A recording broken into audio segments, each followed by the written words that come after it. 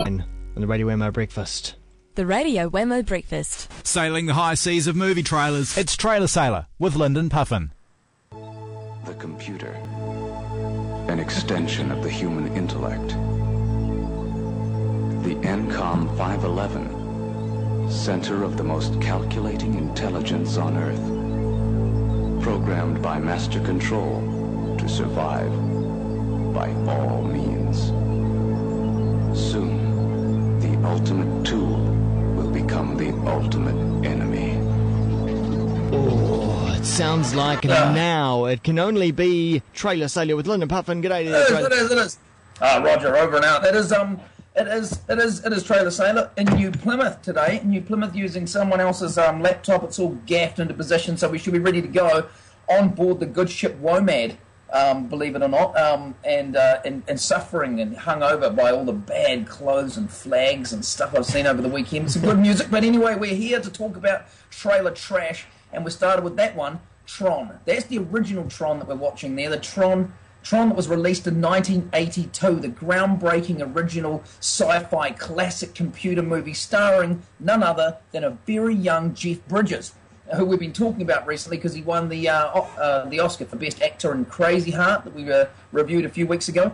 Anyway, Tron, the original Tron, was the first film to use computer graphics to create the landscape, the whole basic film. It told the story of how ace computer programmer Kevin Flynn, Jeff Bridges, got turned into data and then was sucked inside a computer game, playing for his freedom in the hope that he could return to the real world, one with Rodney Hyde and everything in it. But it was an awesome film at the time. It really was. It still stands up now. It's kind of was like Defender, but you watched it. It was ever since then, of course, there's been murmurings of doing a remake using all the latest technology we've got, and finally it's happened. But Whams, it's not just a remake; it's a friggin' sequel. Sequel. A sequel, whole unbelievable, because what it assumes is that Kevin is still trapped inside the video game 25 years later, still fighting to find a way out, and now he's had a son. Of course, his son's dad was always missing and no one really knew where, so he finds out about the whole Tron experiment, and he ends up, his son, whose name's Sam Flynn, not Sam Flynn Scott, but Sam Flynn, he will go back into the computer landscape and try and rescue his father, utilising this awesome new graphic technology of a whole lot of glass and just like what looked like neon yellow lights and blue light and green lights. It looks fantastic. But it is a showcase, I guess, in a way for where film's out, and of course it's going to be in 3D and everything. But it looks great, and he goes back in to rescue Dad, and maybe Dad isn't so trapped after all, as it turns out. The great thing about the last one was it had all the technology and this great new look, but it also had a really good story, and this one looks like it might just live up to expectations. I've watched the trailer too many times for my own good. I can't wait for it to come out, but that's not going to happen until December this year. So it's a long wait, but it looks like it's going to be worth it. I'm sure we'll hear heaps more hype about it by the time it arrives. So check out both the trailers. Check out the trailer for Tron, the original, and then check out the new one. It looks great. Go, Jeff Bridges. I'm giving you 5 out of 5 for that one, you NCOM 511 Master Controller, you. Right. In Give us a bit of Runaways. rock was a man's world. You dogs will be lucky to get a gig singing in the shower. Go sell Girl Scout cookies. Until...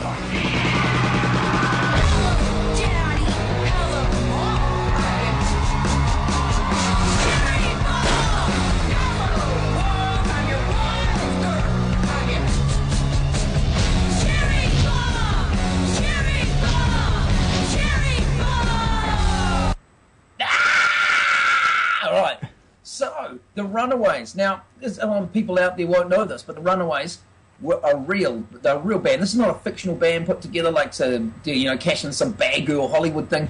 The Runaways were a real badass punk group that played hard from 79 through to 75, and they were fronted by Cherry Curry and none other than Joan Jett. They were on the same scene playing with the Ramones and Blondie and the Sex Pistols, and they had that big hit, which was Cherry Bomb. They had one other one called Queens of Noise and Neon Angels before they imploded after their short run, as it was, 4 years of going hard. They imploded, and Joan Jett went solo with her band, the Black Hearts, and had the huge global #1 hit that we love her for, which is I Love Rock and Roll. Put another dime in the jukebox, baby. I love. And I'm not singing anymore. But this is a film about the Runaways. This is not a film about Joan Jett. However, Joan Jett in this film is played by Kristen Stewart. And some of you out there be going, oh my god, Kristen Stewart. She's the girl out of the Twilight Vampire series that we all our kids love, or their kids' friends, or whatever at school. It's the Twilight Vampire series. Heaps of kids obsessed by it, you know. But anyway, who was it? Dakota Fanning plays Cherry. Kristen Stewart plays Joan Jett. And this will probably either appeal to hardcore fans of the Runaways that remember them and the couple of albums they put out, or it will appeal, weirdly enough, to the Twilight series of fans who will probably go along to the pit, dropped off by their parents, to end up watching a movie which is full of drug and sex references, from what I can tell, and also the fact that Cherry and Joan Jett used to kind of play up this whole lesbian undertone as it was going to kind of, you know, piss off the man's world of rock and roll even more. You know, they were for real. They were really real, actual rebel raisers, not some sort of kind of like girl band designer thing, Converse shoe ad kind of creation. They were a real badass punk band, and they went hard. And this film hopefully will capture that. Looks like it might do. Does look a bit like a Converse ad now that I mention it. It's only a 50-second trailer, which is appropriate for something like that. Looks okay. It might awaken a few young rockettes that find themselves shocked there, thinking they were watching some kind of Twilight Vampire series film. I give it 3 out of 5 whams. The Runaways. Looks good. Human experience. Every human being who thinks about it is looking for meaning. They're looking for answers to the most elementary questions. Who am I? How did I get here?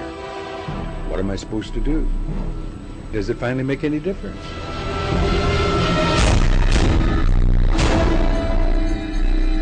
Oh, the world is not a peace. Alright, okay. Rams, come back. Right. Yeah, we got ourselves lost in a montage of war there. It's always easy to do. Now, The Human Experience, already a winner of over 30 film festival awards around the globe. The Human Experience is an epic, sweeping documentary about a couple of brothers called Jeffrey and Clifford Aziz. I couldn't find out much about these guys, but anyway, they go on this world. They go on this huge tour around the world and immerse themselves in the suffering of others to help answer some of life's big questions.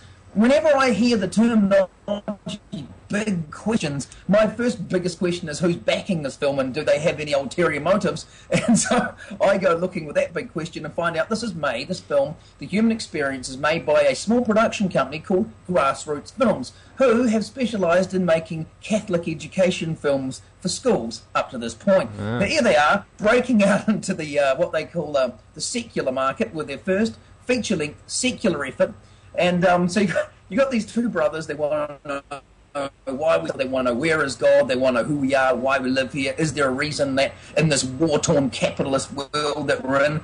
They spend a week with the homeless in York streets begging for food and stuff, you know. They visit the lost children of Lima, the lepers of Africa, Ghana and Africa, right? And they also visit a lot of HIV-infected children in Africa. So you just got to try and get through these two pretty rich, well-educated white boys there. God knows where the funding came from, travelling around the world,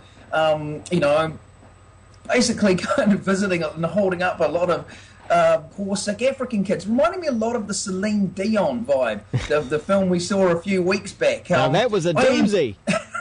It was a doozy. Now, I am fighting a losing battle with my internal cynic here. I guess this will be shown in schools and will probably whipped over by fans of Brooke Fraser. Sorry about that, Brooke. It reminded me also a wee bit of that Bleep, so what the Bleep do we know film, that was one asking big questions. But having watched the trailer, I'm also a little sceptical of the secular claims. I mean, maybe when a Christian film outfit says, no, this is not religious, this is secular, they probably mean in a different way than I expected.